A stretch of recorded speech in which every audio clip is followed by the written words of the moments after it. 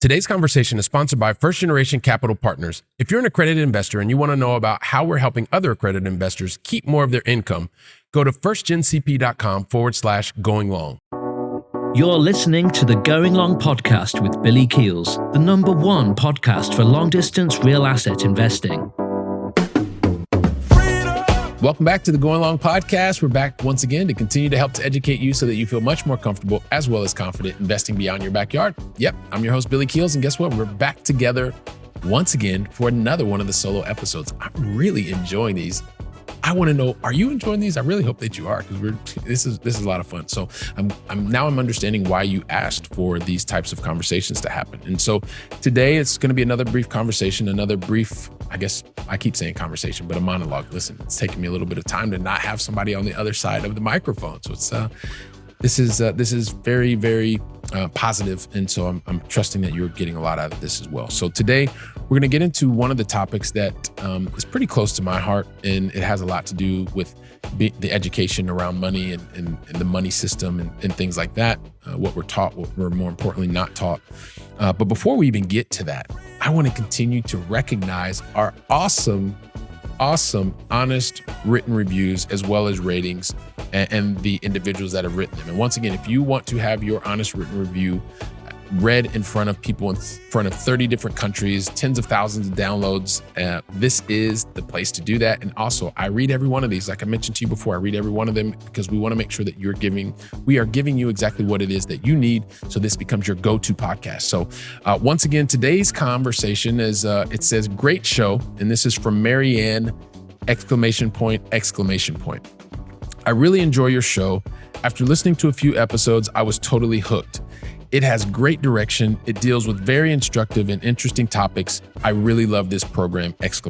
So thank you very much, Marianne, ! We really appreciate you investing the time and making sure that you're providing us with your feedback. We want to continue to make sure that we're delivering value for everybody. And so Marianne, !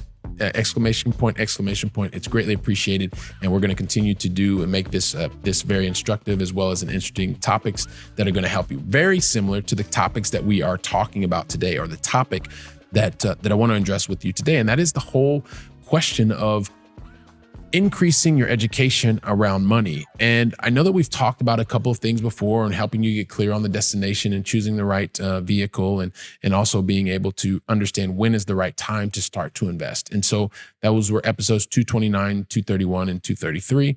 And now it's really about increasing your understanding around money. And so I have this feeling, well, it's not even a feeling, it's just the reality. In academia, I learned little to nothing about money and the management of money as it relates to real life topics. I do have 2 degrees. I went to a great university, Miami University in Oxford, Ohio. So it has nothing to do with that, but academia never really taught me about money and how to make money multiply and how to make money work best for me. And because I was in a family where we didn't really talk about money a lot because money was not a really positive subject to talk about. A lot of this I've learned because I was very money driven in the beginning. That is not a major motivation for me at this point. I understand that you need to have money in order to do the things that we're talking about. But that is not the where all end all. It is really about the experiences that you're able to create through having income, having currency, having money, depending on how you look at it. But the fact of the matter is academia teaches you little to nothing about money. And because of that, what it does is it can get you ready to go and doing things, but if you're not really allocating your financial resources in the most appropriate way, you can be spinning in circles for quite a while. You may feel like you're moving forward because you're beating inflation or you are doing what you need to do. But when you find out that you could have actually accelerated and gotten to your goal much faster, that's when we go back to the concepts of having the opportunity cost that you're actually missing. And so I think that there's probably no better way to explain that kind of problem than sharing my own story with you, because this is one of the things that you're going to see, that when you don't have the baseline education, you're doing the things that maybe you're watching other people do. But if you're not really getting educated, you're not really understanding your specific context, your idea, the way that you grew up, and the the comfort that you have with the different vehicles, especially when you're clear on the destination that you want to get to, that can hold you back. And what do I mean by that? So because I grew up the way that I grew up, and I got to a point where I was able to save money. So I was saving money, and then I was able to invest money, but I was investing in the things that I learned in my job. The person came in and said, "Hey, listen, do you want to sign up for this 401k plan?" And then when you max that out, then you want to sign up for an IRA, and you had friends and family, and that's what they talked about. And so that's what I did. I didn't give it a lot of thought. I just knew that I was quote unquote investing. And so as I was investing, I was really kind of like buy low, sell high mentality, because the thought of just investing, I was just trying to figure out, okay, well, what's the highest return? I didn't give any thought to what the highest return was or what the risk adjusted return was, because those were concepts that I was not familiar with. So what I spent my time doing as I was working in my day job and I became a very high paid professional, I was chasing the yields, meaning the returns on the money.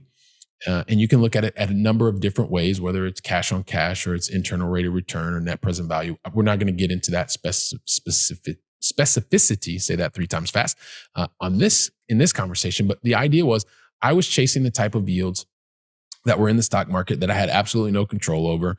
And they just told me would fluctuate somewhere between, 4% and 8% or whatever. Once I made the shift from getting away from paper assets, still in the portfolio, but a much lower component of the portfolio, started investing, as most of you know, in real estate, doing that long distance, living in Barcelona, investing through companies in the United States. And so I was also chasing the similar type of yield. As I was doing that, I was gaining experience. But then I realized I could invest with other people. And when I started investing with other people, I went to the same mentality that I had before, because I started getting education and practical experience, but not really expanding the network, gaining new access to education. And so I continued to chase yield that was, somewhere between 5 and 8%, because that seemed better than anywhere else that I could get.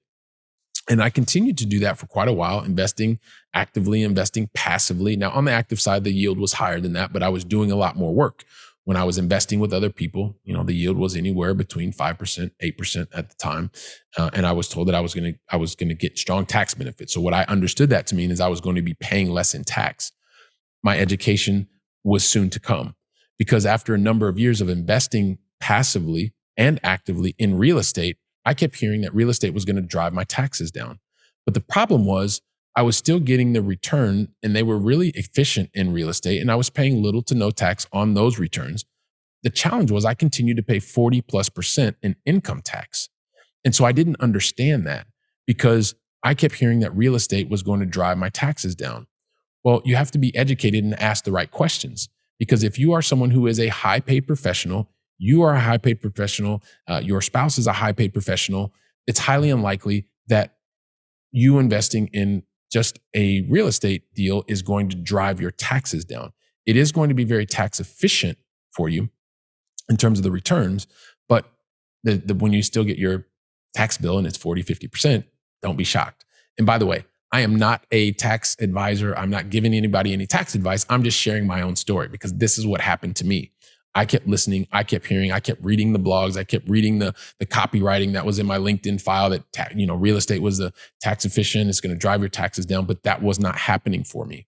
It wasn't until I got really educated and I started finding out that, hey, listen, there are different types of income, and understanding those different types of income, i.e. passive income, that does not mean that you don't work for your money. That is an IRS definition of the type of income that is generated from types of investments such as royalties, rental real estate, which is what most people talk about, but that is a specific type of income.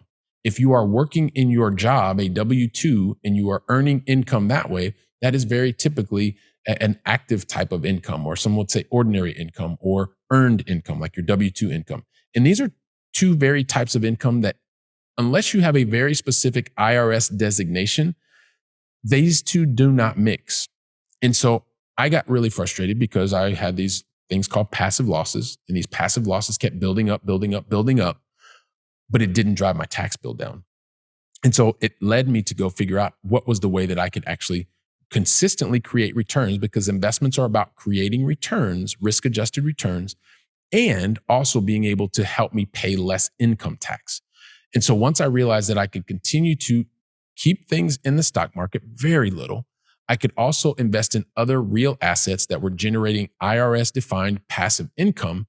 I could also create consistent returns and be able to help on my active income or ordinary income, and be able to create those consistent returns at the same time being able to lower my tax bill. Because when you can go from paying 40%, 40 plus percent in this example, to half of that, well, imagine that income that you can keep and you're able to then invest in other streams of passive income, i.e., because it's a lower taxed income.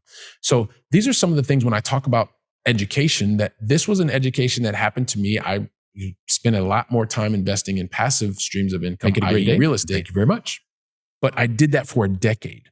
And so if I would have understood these different goals or these different benefits from investing in different types of assets, I would have been able to cut that time frame down from 10 years to maybe 5 years. That would have given me even more options and been able to do more things, but I wasn't exposed to these types of investment opportunities. One of the reasons that I talked to you about that today is because I want you to get to your goals much faster than it took me. It took me almost a decade. If it can take you half that time, that would be fantastic. If it takes you half that time, but you continue to want to go into your day job because that's what brings you the most joy, fantastic. I believe you're going to be a better employee. I believe you're going to be able to add more value to the company because you're going in and you're doing the things that you enjoy doing, knowing that your life, your financial life and the real life outside of the job is already taken care of. So like I said, I wanted you to be exposed to this through my own story, especially for those of you that are high wage earners. Understanding that if you hear that that real estate drives your tax bill down, you may want to ask more questions. How does that do that specifically? Because to my knowledge, there's only one IRS designation that would allow you to do that. And if you are a busy professional, you or your spouse combined, it's very, very difficult. I don't want to say impossible, but very difficult to do that. Once again, I'm not a tax advisor or anything like that. I've just learned some stuff and I'm sharing my own example. So if you happen to be a very busy professional and you are interested in being able to create consistent returns and also stop paying 40+% in taxes, there's a very tactical action that you can take and find out more. It starts with education. Go to firstgencp.com/going long.